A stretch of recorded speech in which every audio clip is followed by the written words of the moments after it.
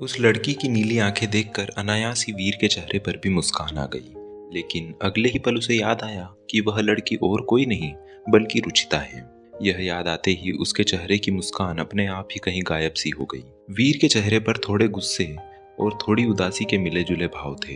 अनुराग ने भी अचानक से वीर के चेहरे पर आए इस बदलाव को नोटिस किया, लेकिन इससे पहले कि वह कुछ भी पूछ पाता, उससे पहले ही क्लास में ट्रेनर धैर्य आ गए। ट्रेनर ने अंदर आते ही सबको पहले विश किया और फिर वह उनसे बोले, स्टूडेंट्स, आज हम अपने एलिमेंटल पावर्स का इस्तेमाल करने की कोशिश करने जा रहे हैं। अब तक आप सब लोगों ने किताबी ज्ञान ही लिया है और समय आ गया है कि अब आप इस ज्ञान को असल दुनिया में इस्तेमाल करो। सभी बच्चे ट्रेनर धैर्य की बात सुनकर खुश दिखाई दे रहे थे, लेकिन वीर पर तो जैसे कुछ फर्क ही नहीं पड़ा था। उसने ट्रेनर धैर्य की बात को सुना ही नहीं था, उसका ध्यान तो कहीं और ही था। ट्रेनर सभी को आज प्रैक्टिकल करवाने के लिए उसी बिल्डिंग के नीचे जो बड़े बड़े हॉल बने हुए थे, जिन्हें देखकर सभी पहले कंफ्यूज हुए जा रहे थे, वहां पर लेकर आए।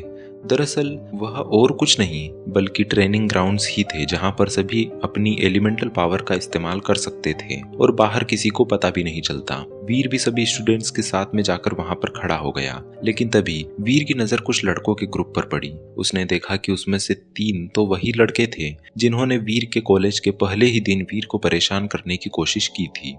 लेकिन वह तो भला हो उन प्रोफेसर का जिनके आने के कारण वह उन लोगों से बच गया था, लेकिन आज उनके साथ कुछ और भी लड़के थे।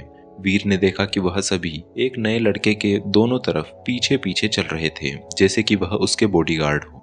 वह लड़का दिखने में तो उन्हीं की उम्र का था, लेकिन वह थोड़ा हट्टा कट्टा था, जिसकी हाइट करीब 6 फीट से थोड़ी ऊपर ही थी और बॉडी किसी बॉडी बिल्डर की तरह। उसे देखकर ऐसा लग रहा था कि वह उन लोगों का लीडर हो, लेकिन वीर ने फिर ज्यादा ध्यान नहीं दिया और वह बाकी बच्चों की भीड़ में ही खड़ा रहा। लेकिन तभी वह लड़का जिसका सर वीर ने अपनी कार के बोनट पर देकर मारा था, वह वीर की तरफ अपनी उंगली से इशारा करते हुए उनके उस हट्टे कट्टे लीडर से बोला, भाई वहां उस तरफ, वो वही है, उसी ने मुझको मारा था। उसकी बात सुनकर उस लड़के ने वीर की तरफ देखा और वह लड़का फिर वीर के पास आ गया।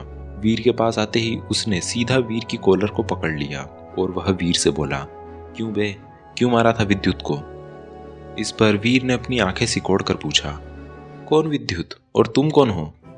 इस पर वही लड़का जिसका सर वीर ने अपनी कार के बोनट पर पटक कर फोड़ दिया था, वह बोला, लड़के अपनी जबान संभाल, तू भाई को नहीं जानता। भाई?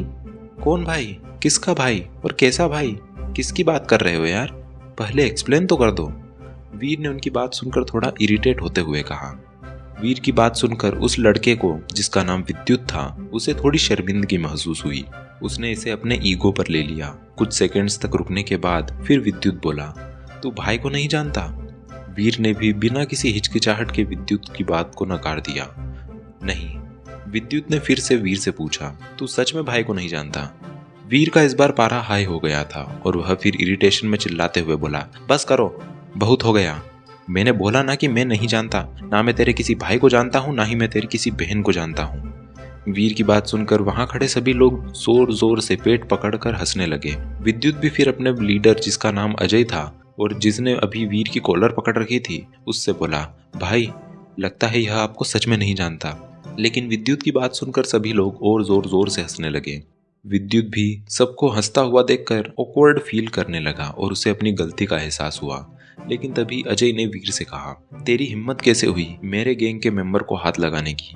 वीर को इस समय कुछ समझ नहीं आ रहा था कि वह क्या कह रहा था, इसीलिए उसने अजय से पूछा, अब ये क्या नई चीज आ गई? किसकी गैंग? कौन सी गैंग? कम से कम एक्सप्लेन तो कर दो यार, कब से पता नहीं क्या क्या बोले जा रहे हो। इस पर अजय बोला, यह विद्युत मेरी गैंग का मेंबर है और तेरी इतनी हिम्मत कि तूने उस पर हाथ उठाया। जिस पर वीर ने एक बार विद्युत की तरफ देखा और उसकी हालत देखकर सोचा कि यह किसी गैंग का मेंबर भी हो सकता है। लेकिन फिर अपने ख्यालों को एक तरफ करते हुए वीर बोला, मैंने कब हाथ उठाया? हाँ, वो याद आया। अचानक वीर को कुछ याद आया कि उसने तो विद्युत का सर फोड़ दिया था। लेकिन तभी वीर को प्रकाश अंकल की बात भी याद आई कि इस कॉलेज में ज्यादा लड़ाई ना करें, क्योंकि यहाँ पर कई सारे बड़े बड़े घरों के लड़के लड़कियां भी थे जो कि उसके और अनुराग के लिए कुछ ज्यादा ही मुसीबतें पैदा कर सकते थे। इसीलिए पूरे मामले को शांत करने के लिए वीर ने अजय से माफी मांगते हुए कहा, सॉरी यार, गलती से हाथ लग गया था, मुझे माफ कर दो। मुझे नहीं पता था कि यह आपका आदमी है। वीर को माफी मांगता देख वैसे तो अजय का गुस्सा थोड़ा शांत हुआ था, लेकिन वह यहाँ पर शायद लड़ाई करने के मूड से ही आया था। इसीलिए उसने वीर को उकसाने के लिए, कुछ कहने के लिए अपना मुंह खोला। लेकिन इससे पहले कि वह कुछ कह भी पाता, उससे पहले ही वहां पर ट्रेनर धैर्य आ गए और उन्होंने देखा कि अजय ने वीर की कॉलर पकड़ी हुई थी और वे इन्हें देखकर कड़क आवाज में बोले, यह सब क्या हो रहा है? लेकिन अजय को अभी तक यह नहीं पता था कि ट्रेनर धैर्य उनके पास आकर खड़े हो गए थे। इसीलिए वह बिना उनकी तरफ पलटे हुए ही बोला, तू तेरा काम करना, क्यों बीच में पड़ रहा है? यह बात ट्रेनर को बुरी लग गई और उन्होंने अगले ही पल अपनी एलिमेंटल पावर का इस्तेमाल किया और तुरंत ही अजय पूरी तरह से मिट्टी में जम गया था। अजय को तो समझ में भी नहीं आ रहा था कि आखिर उसके साथ हो क्या रहा था। तो अभी ट्रेनर धैर्य इन लड़कों का क्या करने वाले थे? क्या क्लास के बाद वीर सुरक्षित रह पाएगा? क्या वीर और रुचिता फिर से कभी बातें करेंगे? जानने के लिए बने रहिए मेरे साथ इस कहानी पर।